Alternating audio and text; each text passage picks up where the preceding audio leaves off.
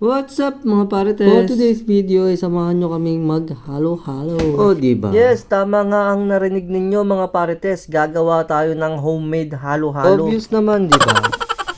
Madali na nga lang gumawa ng halo-halo today dahil may mga nabibili na sa palengke na ready-made na. Siyempre, dahil Ilocano tayo, of course, mas gusto natin na malaki ang natitipid natin. Kaysa nga naman bumili pa tayo sa labas ng halo-halo. Oh, diba? Kuripot yan.